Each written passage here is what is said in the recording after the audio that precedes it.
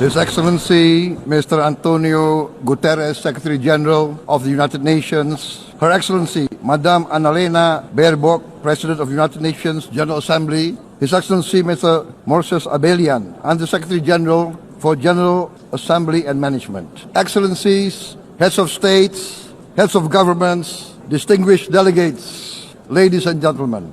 It is indeed a great honor for me to stand in this august General Assembly Hall among leaders and representatives who represent almost all of humanity.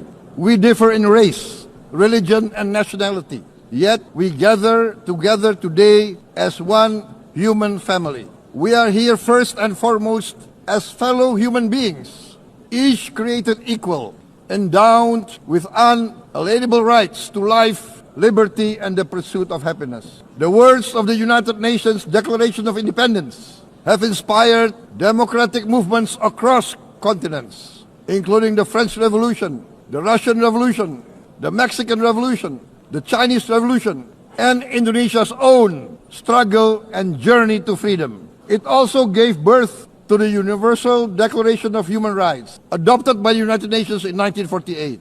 All men are created equal was the creed that opened the way to unprecedented global prosperity and dignity.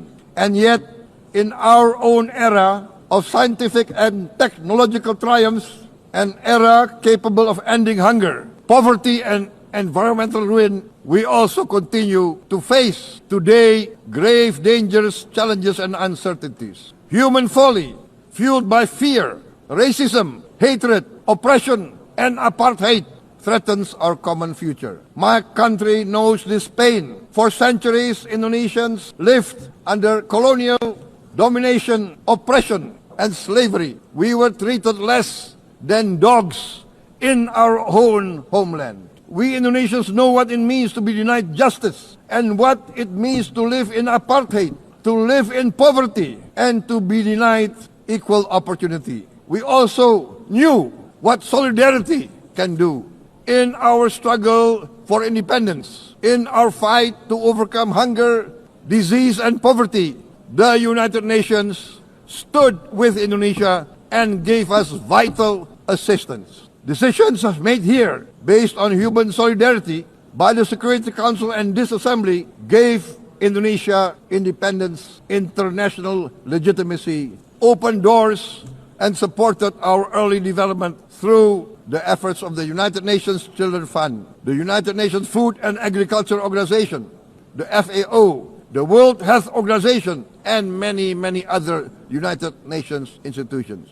And because of that, Indonesia today stands on the cusp of shared prosperity and greater equality and dignity. Madam President, Excellencies, our world today is driven by conflict, injustice, and deepening uncertainty. Every day we witness suffering, genocide, and blatant disregard for international law and human decency. In the face of these challenges, we must not give up. As the United Nations Secretary General said, we cannot give up. We cannot surrender our hopes or our ideals. We must draw closer, not drift apart. Together we must strive to achieve our hopes, our dreams. The United Nations was born from the ashes of the Second World War that claimed scores of millions of lives. It was created to secure peace, security, justice, and freedom for all. We remain committed to internationalism, to multilateralism, and to every effort that strengthens this great institution. Today, Indonesia is nearer than ever before to meeting the Sustainable Development Goals of ending extreme poverty and hunger.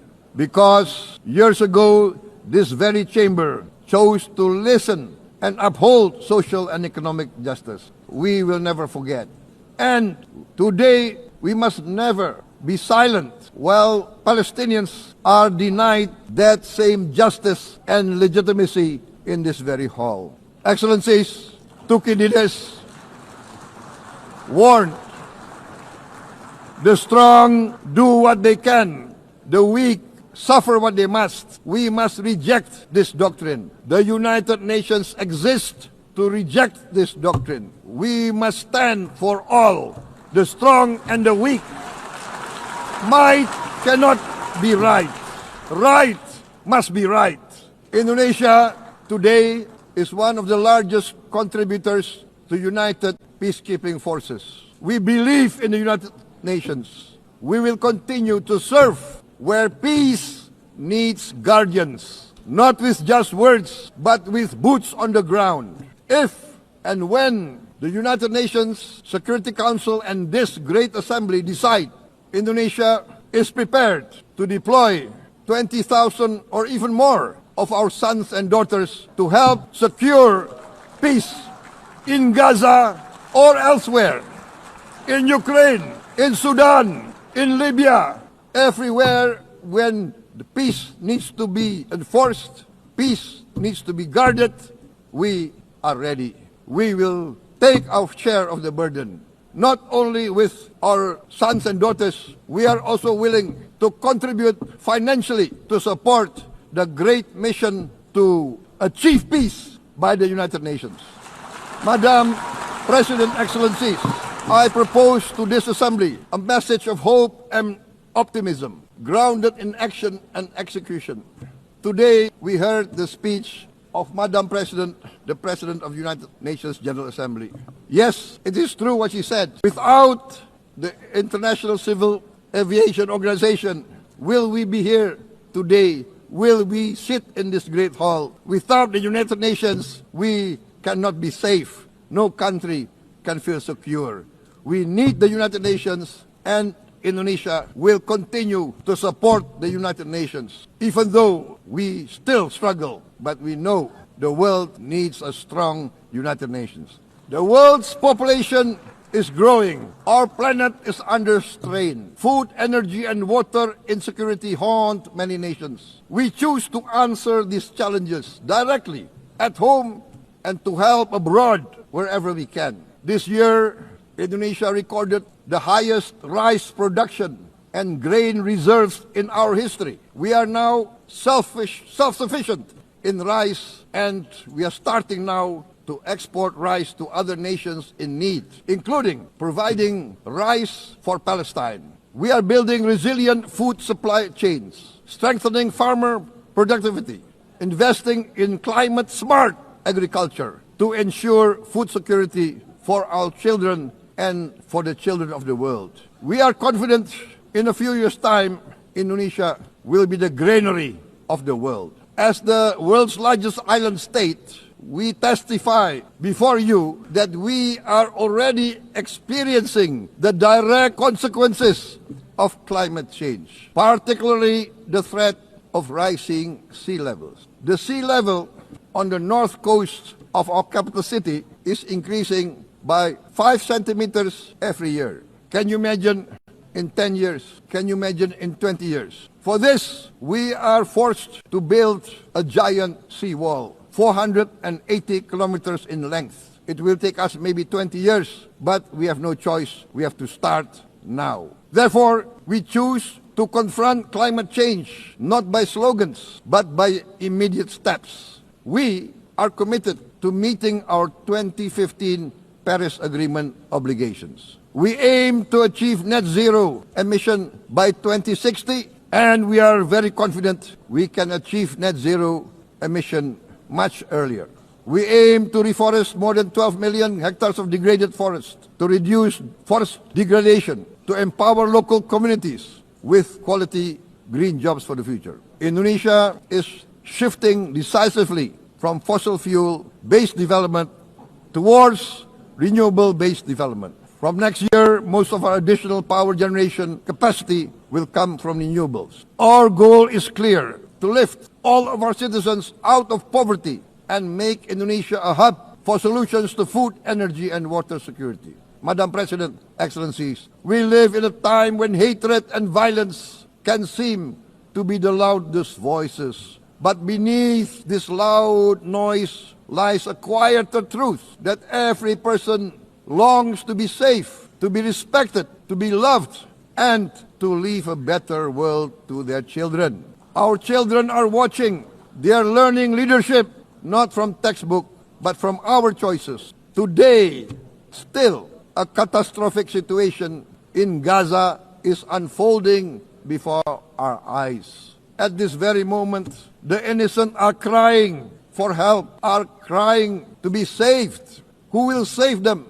Who will save the innocent? Who will save the old and women? Millions are facing danger at this very moment. As we sit here, they are facing trauma. They are facing irreparable damage to their bodies. They are dying of starvation. Can we remain silent? Will there be no answer to their screams? Will we teach them that the human family can rise to the challenge?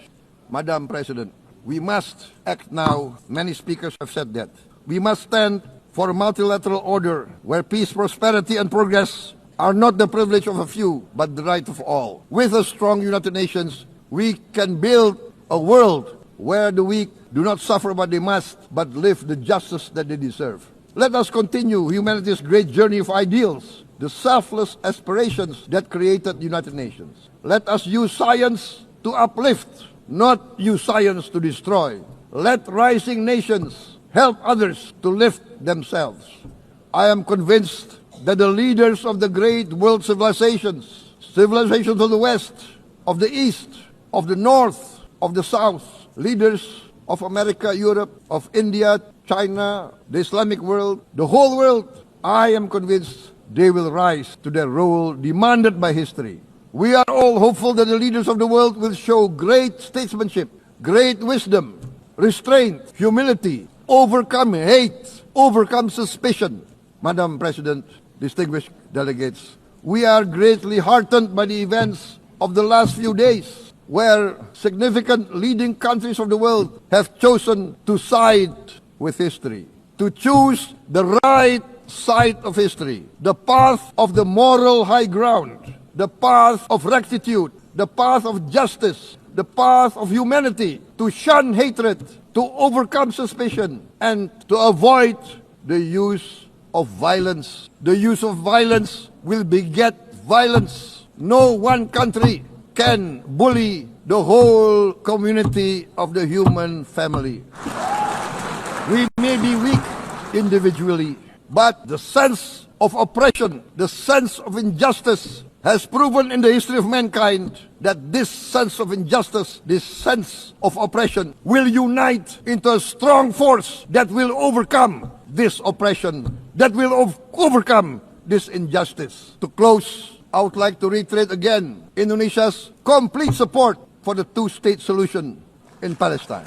We must have an independent Palestine, but we must also recognize, we must also respect, and we must also guarantee the safety and security of Israel. Only then we can have real peace, and no longer hate and no longer suspicion. The only solution is this two-state solution. Two descendants of Abraham must live in reconciliation, peace, and harmony. Arabs, Jews, Muslims, Christians, Hindus, Buddhists, all religions, we must live as one human family. Indonesia is committed to being part of making this vision a reality. Is this a dream? Maybe, but this is the beautiful dream that we must work together towards. Let us work towards this noble goal. Let us continue humanity's journey of hope, a journey started by our forefathers, a journey that we must complete. Thank you. Wassalamualaikum warahmatullahi wabarakatuh. Shalom. Om Santi, Santi, Santi Om. Namo Buddhaya. Thank you very much. May God bless us all. May peace be upon us. Thank you very much.